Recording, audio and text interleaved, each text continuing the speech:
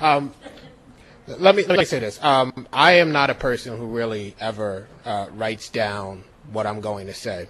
What I say always comes from somewhere inside, but particularly now, it's not what I do. I was trying to actually write down what I was going to say, but I've had a hard time, and I'll tell you why. On July 31st, my mother passed. And since then, I've just had a hard time putting my thoughts together, so everything just comes out. And I wanted to start off talking about my mother, whose name was Araminta, because I've come to realize, and I realized this in the moment of her death, I realized that as independent as I thought I was, there's always a connection to your parent in a way you probably don't really understand until they pass. I felt unanchored in that moment. And I think that's important to the work that I do and the work that you do, because I think in this country we grow up believing in our individualism. We grow up believing that we're born with a blank tablet and we write our history on that, but the reality is that that history is begun before we're ever born. And the things that have happened before we were born to our parents and to their parents, based on the world in which they live, have an effect on the things that we do and the trajectory of our lives. And so when you talk about what government does, when you talk about the landscape for women, the landscape for people of color, you're talking about the lives of those who are coming later. And so my mother was born into a country where being black was an issue. She was born into a country certainly where being a woman was an issue. And I would say today that being black, being a woman are still issues. And we've made a lot of progress, and we talk about, as Teresa said, being post-racial, being after having to deal with issues of gender, but the reality is that's not true. We can look around this country and see that, and we can look in our legislature and see that whenever we try to pass a law that seems very simple to help people, that we have issues. You want to talk about issues of gender and issues of sexuality?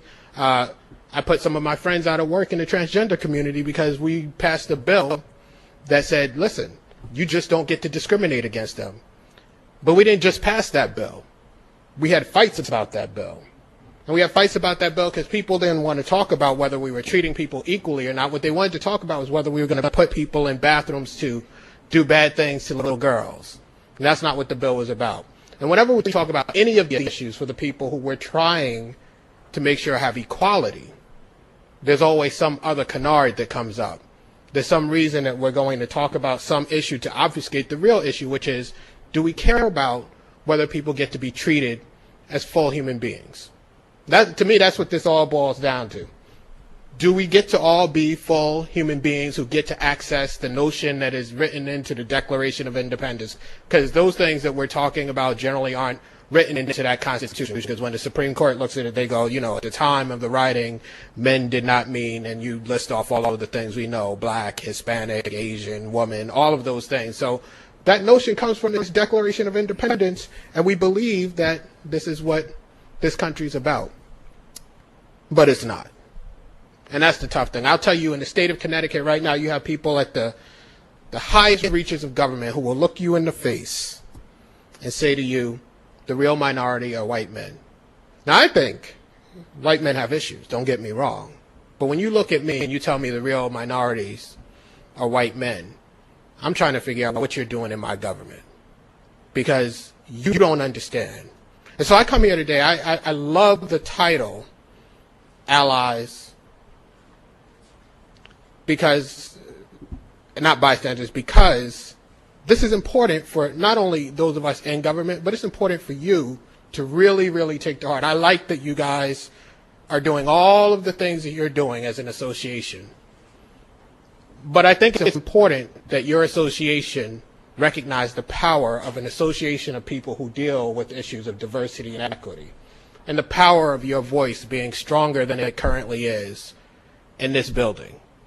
Because when we're fighting for issues for women, when we're fighting for issues for minorities, you have allies who are like the allies that I talked about the other night when I was talking at an Equal Rights Amendment forum, who will agree with you on a lot of things. Someone said to me, 9 out of 10 people agree that we need an Equal Rights Amendment. And I looked at that person and I said, so what? 9 out of 10 people agree about a lot of things, but 9 out of 10 people aren't going to get up and do much of anything about that thing to which they will tell you they agree. You might get 1 or 2 out of that 10. And so you have a lot of people who are in this building who are elected to be representatives of every single person in this state. And they will agree with you, but how many of them are going to get up and move your agenda? And these are my colleagues. I like these people. Don't get me wrong. I like them. But the reality is, the agenda that we have does not move easily. And it doesn't move easily because we think we have allies. We think we have people who are going to move those things. We think we have people who come here and they take an oath and they say, listen, I'm a representative for everybody, so that's going to be one of the things they put on the agenda because, like, we're a Christian nation where we believe, whether you're a Christian or not, right, we believe in the Christian ethic that all people should be treated the same, except we just don't do it.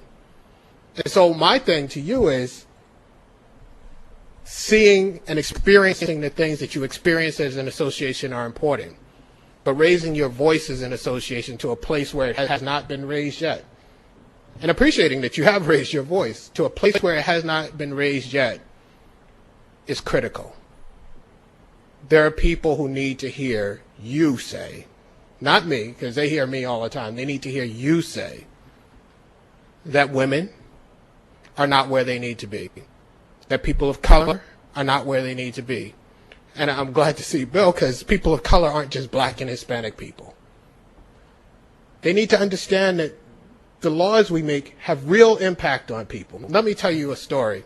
We talk about the achievement gap. I want to tell you about the achievement gap, and some of you may have heard me talk about it this way. When I was a kid, I grew up in the South Bronx in the projects. And the achievement gap looked like this in my life. It's time to go home. It's time to study. And so I get to the lobby of my building. And so I have 5 minutes about before I get into my door. And I'll describe that 5 minutes for you. 5 minutes goes like this. You go up the elevator with no lights, human urine, and maybe even human feces in it. And as you're riding up that elevator, you're scared to death that somebody might be riding on top of that elevator, waiting to attack you, so that they can maybe steal your money. Your other choice is to go up the stairs, which is similarly situated. No lights, people in the stairs, urine, feces, crack vials. And then you get to go home and do your homework. And you graduate. And people tell you that because you haven't graduated at the same place where someone else who didn't have to experience that, you have an achievement gap. It seems to me that person achieved a little bit more than someone who turned the key and walked into their home. People who deal with people like this understand that and bring this into the conversation and talk about the achievement gap in a different way. And let me add on to what happens with that person with the achievement gap, right? So that person with the achievement gap that we're talking about tends to be a person of a lower economic standing or a person of color. So now that person enters into the workforce, right? Having achieved what is almost a miracle, because I only talked about 5 minutes. I didn't talk about all of the other stuff that this person has to experience. They enter into the workforce, and they find that they've done exactly what they are told you're supposed to do in America. Struggle, strive, work hard, and you'll make it. They enter into a workforce where who they are is a barrier to getting success in that workforce. And that's why the work that you do every day and then come together as an association is so important.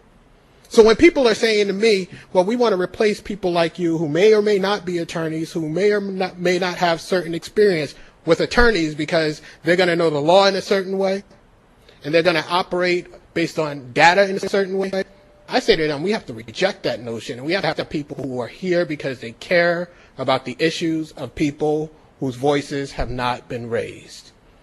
And I say to you that your association has to be at the forefront of pushing back against those things, because those ideas are coming from the people, by the way, who have that notion that white males are the real minority. So anyway, I come here today very happy to talk to you about some of the things that the caucus has done. The caucus in recent years, as you may notice, has taken a different stance. We've become more proactive, and we're pushing for a lot of issues. we are meeting currently with different organizations, different people who have issues that are important to the people, all of the people of the state of Connecticut. One of the things we would like to do is sit down, and listen, I don't need to try to schedule a sit down with Debbie. Debbie has every phone number of mine, apparently, even phone numbers I didn't give to Debbie. But we want to sit down with people who really get it and who can talk to us about some of the things we might miss in crafting our agenda, because we really do want to be allies. But again, I will say this, and I'm not going to speak long because I think Debbie wanted to have some questions and answers possibly. We need you. We don't need you to just exist. We need you to speak. We need you to help us to push back, because we don't have many people who are doing that right now. You know, we have organizations that are trying to really build, and as they're trying to build, people are trying to tear them down. Look, I focus on you again, Bill. You know, the work that Bill is trying to do, there are people who don't think it's necessary. Like, they think it's being put into an environment where we already have too many groups working on things that aren't important because of that notion that of who the minorities really are. But let me say this to you. South Africa had a minority that controlled South Africa. And so you can talk about minorities all you want. The question is, who has access to power? Who has access to controlling the agenda, right? Because I don't want to move from a nation where the minorities were black, Hispanic, Asian, women, whatever the case may be, to a nation where the minorities are white males, but we just have an apartheid system. I want to move to a nation where we have equity. And so when I think about diversity and equity professionals, the most important thing to me is equity. Diversity is cool. I like diversity. But it doesn't mean anything without that equity. You could bring me to the table and I never get to eat or never get to determine how that table is set. It really doesn't really mean all that much. So that is the work that you do. Thank you for having me, and I will take any questions you have. Or not have. All right, cool. Thank you. Debbie? This past session saw unbelievable work done, led by lots of people, but you very much at the forefront in terms of work on the death penalty here in the state of Connecticut. Tell us about it. I mean, just tell us somewhat about your process, about what was going on. I mean, we all watched it. You know, it was. I think it was in the forefront for most everybody in the state of Connecticut this year. And we're so glad you're there. Yeah, so I don't know if you know this or not, but today is a year post the Troy Davis issue. And people walked around with shirts saying, "I am Troy," right? And before Troy, they walked around with shirts, "I am whoever the cause célèbre is." For me, this issue is huge, and it relates to what we're talking about today. The issue of the death penalty is an issue of where you stand morally. It's an issue of economics. It's an issue of a lot of things. But at its core, for me, the issue of the death penalty is an issue of justice and how we perceive our justice system. So in 1987, the Supreme Court had a case before it, McCleskey versus Kemp. And the Supreme Court basically, to cut to the chase, said at the end of McCleskey versus Kemp, look, you guys have kind of proved that there's disparity in the death penalty. That's good, but the problem here is if we rule that there's disparity and deal with it, then we're going to have to deal with disparity in our justice system. So we're not going to do that. What we're going to do is we're going to say, if you can prove there's intention to act disparately in your case, then we'll deal with it. But we can know there's disparity. We can know that this system is unjust, but we can't deal with all of this disparity based on race and economics and our whole justice system. That would upend the whole thing. So we'll just leave it like this. Effectively, what that said to people like me, because one of the major things we were talking about was the disparity based on race. Effectively, what that said to people like me was, listen, Remember Dred Scott? You are Dred Scott. That's what it said. And so I'm not about I am Troy, I am Tukey Williams, I am Dred Scott. And I've actually begun to build an organization about that because you have to change the conversation, I think, to get people to realize what this is really about. If you are for having a death penalty, you are co-signing that way of thinking. And so this is not about public safety or not, because we can lock these people away for a long time and they never get to get out again. By the way, that's what we do with the majority of people who have committed the types of crimes that we put other people in jail for a long time and don't execute, because we don't really execute people. And that's not just in Connecticut, that's all across the country, except for a few places like Texas. But that issue was really about an issue of justice for me. And it was really about changing the conversation. And so when I got to the legislature in 2009 as a freshman, I did something most freshmen don't do. I said, listen, I'm going to go and I'm going to make sure that we abolish the death penalty. Right? Like freshmen, you sit in the back of the room and you wait to figure out where the bathroom is or whatever the case may be. But it seriously was an issue of justice. And having grown up in a country where I don't think I've always had justice apply to me the same as other people, was one of the first things. And so in 2012, after 3 years of having tried to abolish the death penalty, we put it back on the table and we got enough people to go with us. And it doesn't end there for me. You know, I just got back last week. I was in Idaho talking to the federal defenders there about this whole issue of the death penalty and how do we have a national movement to abolish the death penalty. And for me, and this is what I'm saying, I'm talking about whether you have allies or not who are real allies, right? You know, the issue has to be bigger than having a change and just marking off, I took care of an issue, and so I can put that on my campaign literature. You have to have people who really believe that the work they're doing is connected to something bigger. And so fortunately, we abolished the death penalty, but we have a lot of work to do, and I believe, and I know people disagree with me, but I believe that that issue is an issue of justice. Like almost every issue I deal with, the issues of education, I don't really care about the agenda of any of the people who are speaking about education. I care about that kid who comes and stands in that lobby and has to get out of school. So I think when we talk about things coming from that perspective, we talk about them differently. So if you look at the last session when I was talking about education reform, I was talking about making sure that kids who enter school don't have 3,000 to 17,000 words, while the other kids start off with 30 to 100,000 words. And if they do enter school that way, how do we close that gap? I wasn't talking about how do we turn around the school after they failed. When you are focused on issues of justice, you focus on the problem in a way that others don't. I know I went past your question, but I didn't do that. I'm not shy.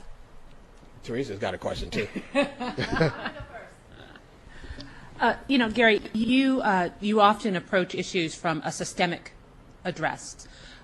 Could you give us some of your feelings about how we might continue in Connecticut to address issues of equity in the workplace from a systemic approach? Yeah, so let me say this about this whole discussion we're having. I think, you know, at some point the modern civil rights struggle was talked about today. I think the first thing you have to do is acknowledge that you still have a need for a modern civil rights struggle, right? So in this country today, I think that's part of the problem. It's part of why you see the discourse operate in the way that it operates. And it's part of why, even when you look at the presidential election, and I'm not going to pick one side or the other, I think everybody knows where I stand, but it's why the discourse happens the way that it happens, because I don't think we actually understand what is going on in this country. And I think that in terms of the workforce, again, this is why I think it's important that an organization like yours is a part of The Voice, right? Because I think we have to talk about what's real in this state, and we have to become smarter about talking about that. So one of the things that has been helpful to the achievement gap conversation are issues of the workforce. So you go back 7-8 years and you're talking about the achievement gap. You were talking about the achievement gap all alone, standalone, it's by itself. You were talking about the workforce standing alone by itself, but then you had a couple of reports come out that talked about what was happening in the state of Connecticut and in New England as a whole, and about how demographics were changing and your workforce was becoming darker, more black and more Hispanic, particularly Hispanic. Well, what happened was some of us who were talking about the achievement gap saw that and started talking about the two connected, because they are, right? You can't have science, technology, engineering, and mathematics be what you think the base of your economy is going to be, and have black and Hispanic people be half your workforce and be successful. It just doesn't work, right? It's simple math. So we started talking about it in that way, and some people who didn't get it in terms of the achievement gap really started to get it, because they recognized we got some trouble coming. We won't have an economy that can function because those people are going to be the basis of our economy. And I think when we're talking about equity in the workforce, you can't really go out and say to people, look, it would be a good thing if you cared about equity in the workforce. I would love that, but it doesn't work. You've got to have an argument that hits people where they are so that they get up and move. And I think we've got to do more study to know what the realities are of the world in which we live and the world that is to come, so that we can make those arguments, because that argument was the perfect argument to make, because people's pockets were affected. See, I came to the legislature being a very idealistic kind of person, right? And I still have those ideals. But I have realized that as time goes on, being idealistic doesn't get policy done. Having information that I can marry with those ideals gets policy done. Having information that I can turn into a story, because it's like advertising. You appeal to the lower brain. You appeal to, little babies and my pocket and all of those things, and then I'm going to pay attention, right? And so I have to be smart enough, and my allies have to be smart enough to do that. And so if we want to have a conversation about equity, can't have just a conversation about equity. You've got to marry it to something to get people to listen. Yes. So we have a little over 5.5 weeks ahead of us. Can you tell, for those of us who are novices in the room, what things we should be looking at, what we should be paying attention to, what we can do in the next 5.5 weeks? Both on a statewide and a national level. That's a big question. I know. It's a big question. Look, that's difficult. I'm a difficult person. It's difficult for me to answer that question because I don't know how to begin, but I'm immersed. So I don't know how to begin. And I'm not saying that you're beginning. I'm just saying if you ask the question, that's where you start. You start at the beginning. I don't know how. I'll tell you this. I wake up in the morning and I roll over and I turn on my computer, right? I'm one of those people. Turn on the computer and I start reading different newspapers, and it goes on and on all day long. As some people in this room know, I tell people when I give out my phone number, don't call me between 12 and 4, midnight and 4 a.m., right? Because that's my day, 20 hours long. I don't know. I just know that people need to be involved. I know people need to really think about what's important to them in a way that I think a lot of us don't.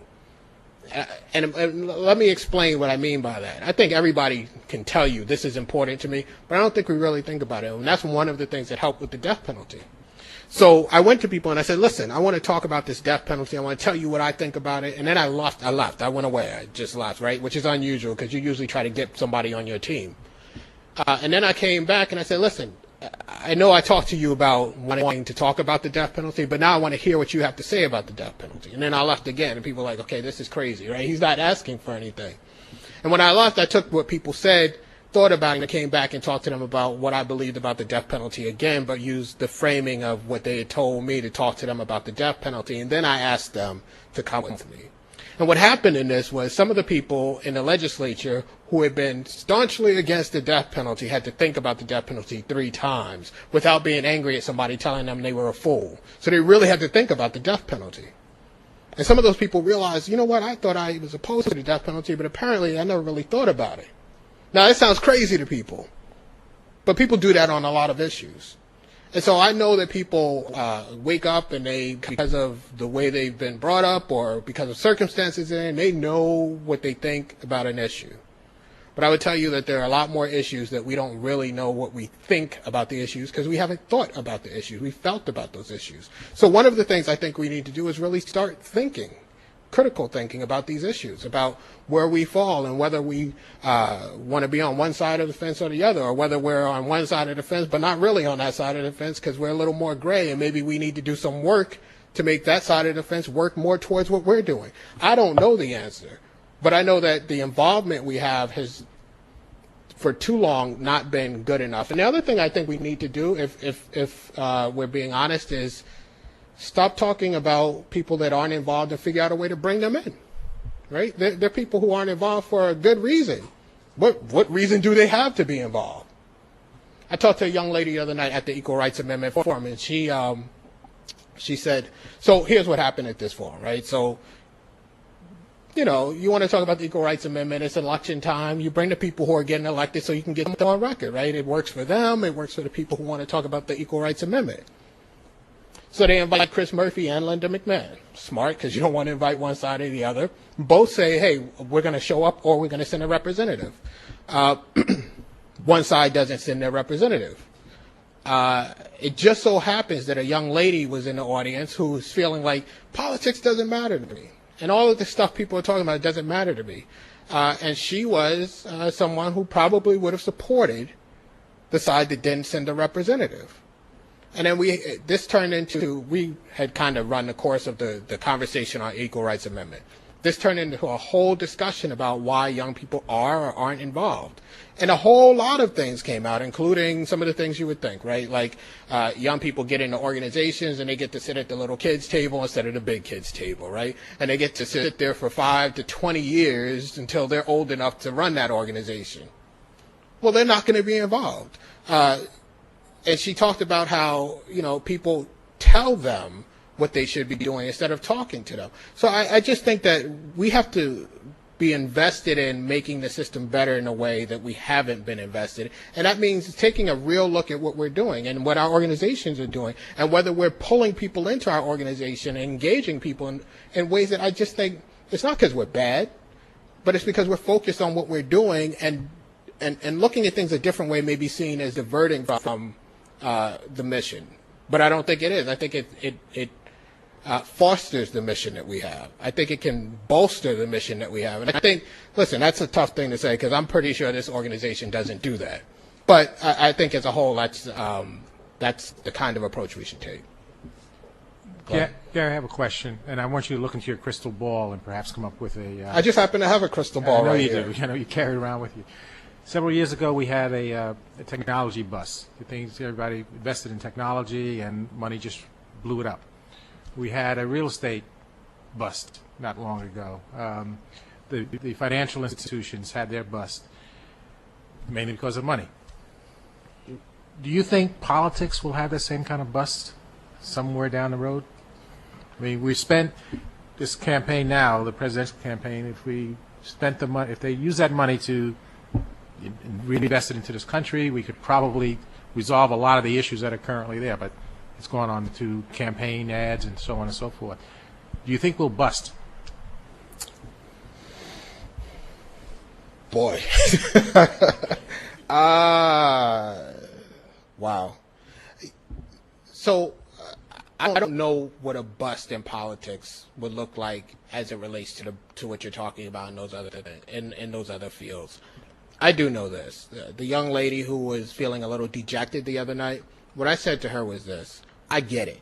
I get how people can look at the two-party system we have and say this just doesn't work. I get it, because I'm within one of the parties and I say that all the time. So it makes perfect sense to me. And I don't know if you're going to have a bust. But I do know this. If you feel that way, I still encourage you to get involved in one of the parties. And while you're involved in that party, work on building something else. Work on building another party. But the reason I encourage people to get involved in one party or the other is because that's the system we have. And when you're just completely outside the system, you can talk all you want about what's going on, but you got nothing. You know what you got? You get to vote in a general election. And then you get to make the words of Boss Tweed from Tammany Hall just make a lot of sense, right? Right. So Boss Tweed, he would have said, look, I don't really care who you elect in that general election. Doesn't matter. I just care about getting to choose who you get to elect. And so if you want to make the system the point that people are making when they're thinking about whether the system should bust or not, the point they're making when they're thinking about having multiple parties is that, listen, I have no control over what exists now.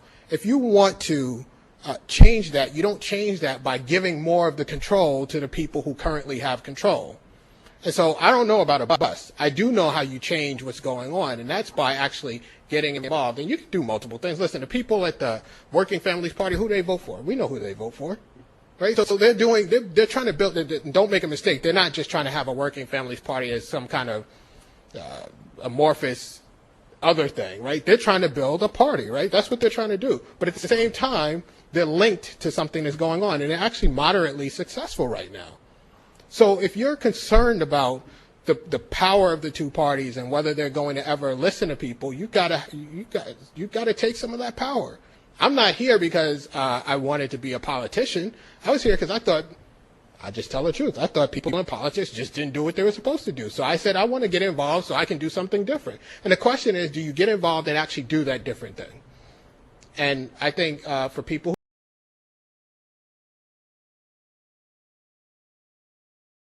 hit of a couple of months down the road because some new rapper might come and spit a new track on it. Or somebody might change the music and it comes back. And we don't just look at things and say, that's what it is, and I'm going to walk away and wash my hands. And I tell them that's part of the reason why I think I'm successful as a state representative, because I don't go, well, it is what it is, and so therefore I can't do anything. I go, and I have to be the new rapper that spits something new on that track, or I have to be the guy that gets a new piece of music. I have to change it. And in their lives every day, they don't go, well, I got this phone, and I'm going to keep this phone for the next 7 years. Keep the phone for 2 years. Their phone's way outdated. And so I talked to them about, listen, this is your life. Your life is about changing everything around you except for your life.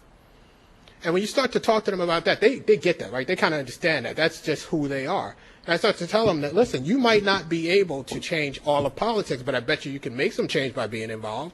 And let me tell you how you can make that change. And I tell them about, listen, this is how it works. You got a guy who gets involved in New Haven politics. And he gets on the Board of Aldermen. And sometime down the road, he actually becomes the Attorney General of the state of Connecticut. And sometime down the road, he actually becomes candidate for Vice President of the United States. Now, you might not have all that much influence over this guy when he's running for the Vice President of the United States. But in New Haven, if you get 100 people together, and probably less than that, you could have stopped or pushed him to be that person who was on the Board of Aldermen. Right, because that's all it takes. Nobody votes in those elections because nobody cares. And I said to them, you got 15 friends, you change that election. So I think what happens is we talk to young people about the presidential election. And the big election is going to change the course of your life because this is the most important election ever. But the majority of people who are running for president, Senate, all of those things didn't start there. And while we're telling them you got to vote for that, we never tell them about the elections that are the most important. Those are the elections where 60 people are voting, where that person came from. And so I think when you change what you're telling them is important, and you tell them about the thing that's really important, the thing that allows us to get to stand here and talk to you, or get to stand in front of the nation and tell them what our vision is when we become the president, then you can change whether or not they feel like they have impact. Because I have impact over 60 people. 330 million people, I can understand why you feel like that's a daunting task.